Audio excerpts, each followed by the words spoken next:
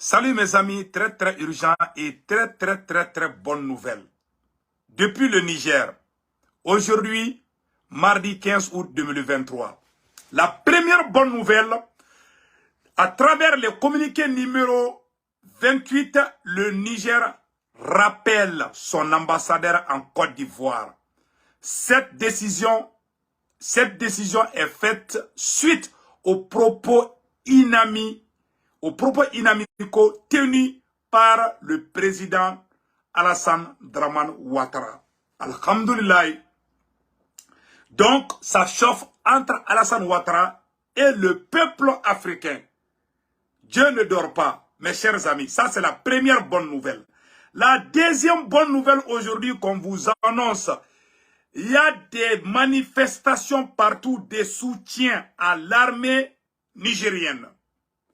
Et le nouveau premier ministre du Niger lance un avertissement contre les ennemis du Niger. Voilà un nouveau Shogel. Un nouveau Shogel du Niger qui vient d'arriver. Nous allons vous montrer les propos. Les États-Unis viennent de dire à la CEDEAO de ne pas faire une intervention militaire contre le Niger. Les États-Unis s'opposent à toute intervention militaire. La CEDEAO est laissée en plein vol par les États-Unis. La France est laissée en plein vol par les États-Unis. Les Américains ne veulent pas qu'il y ait l'intervention militaire. Après, on va vous montrer tous ces détails. La troisième bonne nouvelle, un avion, un hélicoptère de l'armée nigérienne, du Nigeria, l'armée nigérienne vient de s'écraser dans un village du Niger. On va vous montrer les photos de cet hélicoptère qui s'est écrasé. On a vu ça sur les réseaux sociaux.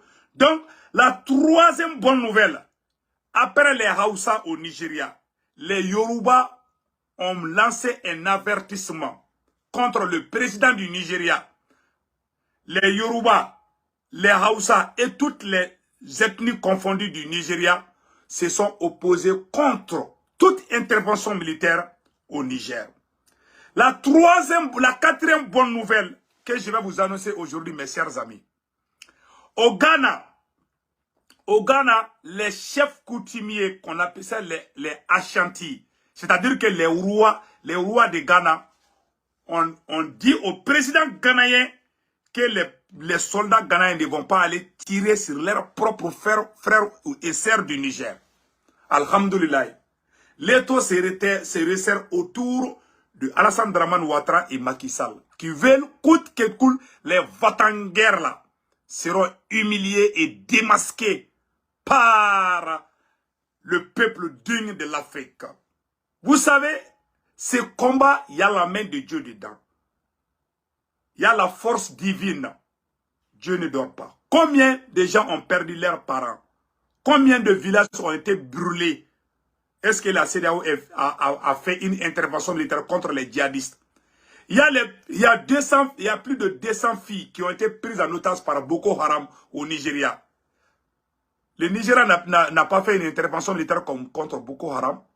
Donc, aujourd'hui, c'est Dieu qui fait notre palabre, d'après les Ivoiriens. C'est Dieu qui fait notre palabre. Donc, nous allons partir avec les nouvelles.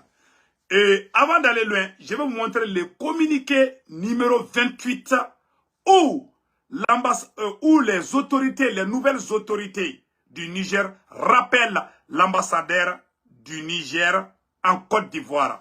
Écoutons ce communiqué avant d'aller loin. Donc, je vais dire la date. Voici le communiqué numéro 28 des nouvelles autorités du Niger qui rappellent leur ambassadeur en Côte d'Ivoire. Cette décision est faite aux propos inamicaux tenus par le président Alassane Dramane Ouattara. Écoutons ça aujourd'hui, mardi 15 août 2023. Écoutons. Numéro 28. Le Conseil national pour la sauvegarde de la patrie et le gouvernement du Niger ont suivi avec étonnement et stupéfaction les propos exagérément menaçants de son Excellence M. Alassane Ouattara, président de la République de Côte d'Ivoire, relayant et prenant pour son compte avec une agressivité notoire les conclusions du sommet extraordinaire de la CEDEAO du 10 août 2023 concernant les mesures et sanctions à l'encontre du Niger et son peuple.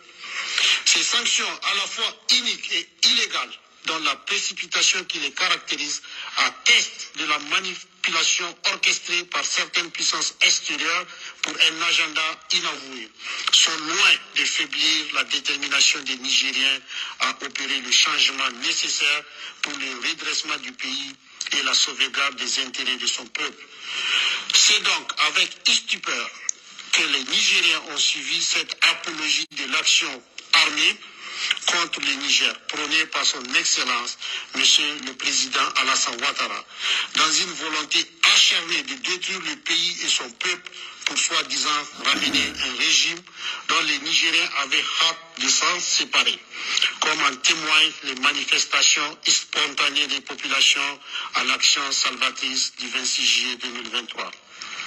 À cet effet, loin d'être l'expression de la volonté du peuple ivoirien frère, dont l'amitié avec le peuple nigérien est sans équivoque, cette déclaration inhabituelle du président Ouattara et son empressement à vouloir se réaliser cette agression en tout point illégale et insensée contre le Niger reflète en réalité une injonction adressée à lui et à certains de ses pairs de la CEDEAO par d'autres puissances extérieures dont le but est de préserver les intérêts qui ne correspondent plus à ceux du Niger d'aujourd'hui.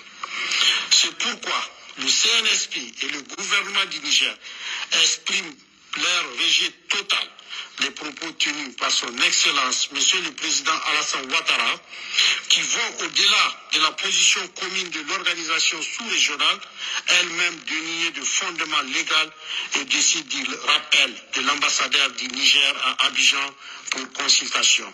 Fait à Niamey le 14 août 2023. C'est terminé. Et maintenant, il y a une guerre diplomatique entre le Niger et la Côte d'Ivoire. La Côte d'Ivoire de Alassane Dramane Ouattara. Sinon, les Ivoiriens sont vraiment gentils. Je suis de cœur avec le peuple ivoirien. C'est un peuple digne. Vous savez, nous allons vous montrer une grande révélation concernant la position de M. Alassane Dramane Ouattara, qui veut coûte que coûte défendre l'intérêt français en Afrique. Avant d'aller de cela, je vais vous montrer une vidéo de, comment on appelle là, un Français, un ancien diplomate français.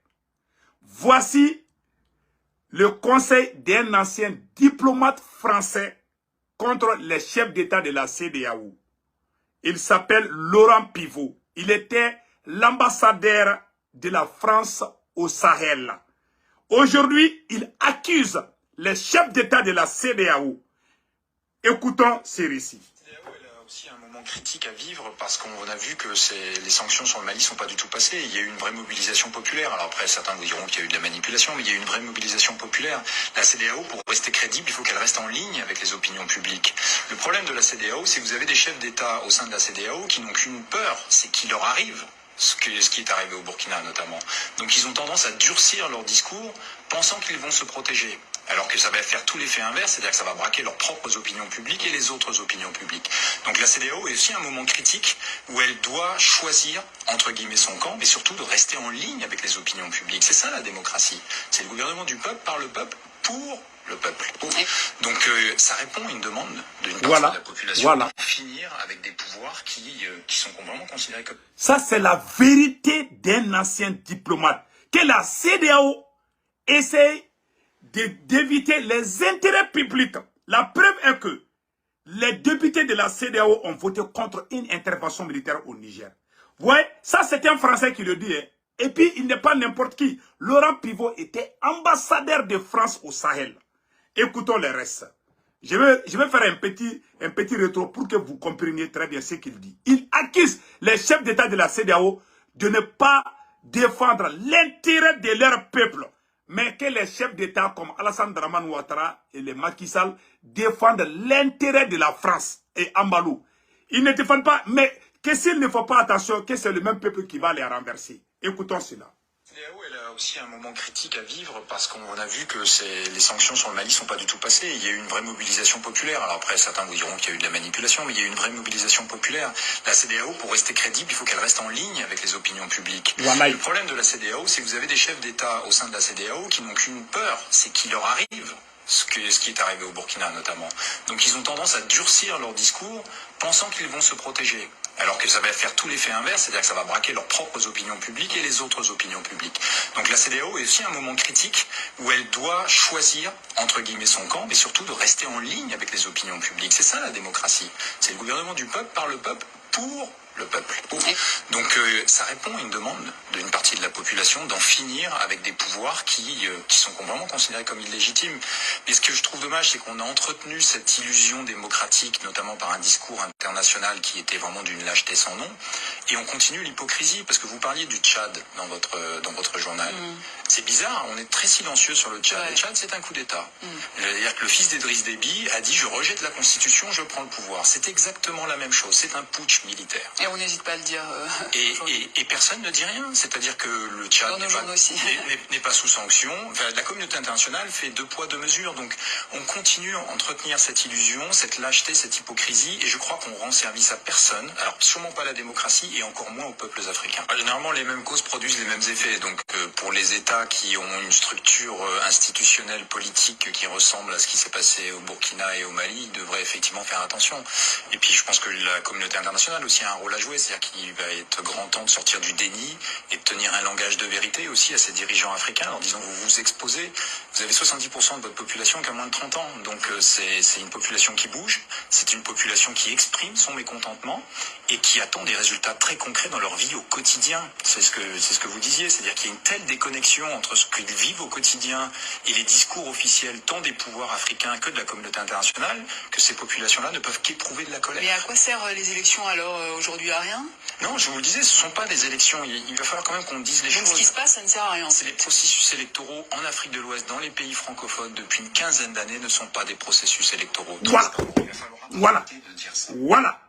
Vous voyez, les élections qui se passent là, que ce ne sont pas des vraies élections. C'est-à-dire que les présidents élus démocratiquement que la France applaudit là, c'est un ancien ambassadeur français qui le dit que la France joue l'hypocrisie. Non seulement il y a eu coup d'État au Tchad, il n'y a pas eu de sanctions. La justice, 2 poids, 2 mesures.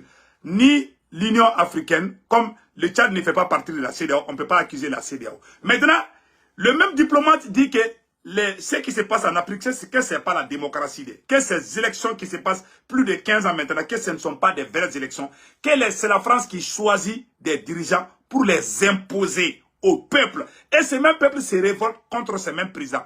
Voilà l'origine des coups d'État. Donc, allons-y. Écoutons Laurent Bigot. Que de la communauté internationale, que ces populations-là ne peuvent qu'éprouver de la colère. Mais à quoi servent les élections alors aujourd'hui? À rien? Non, je vous le disais, ce ne sont pas des élections. Il va falloir quand même qu'on dise les choses. Donc ce qui se passe, ça ne sert à rien. C'est les processus électoraux en Afrique de l'Ouest, dans les pays francophones, depuis une quinzaine d'années, ne sont pas des processus électoraux transparents. Il va falloir arrêter de dire ça.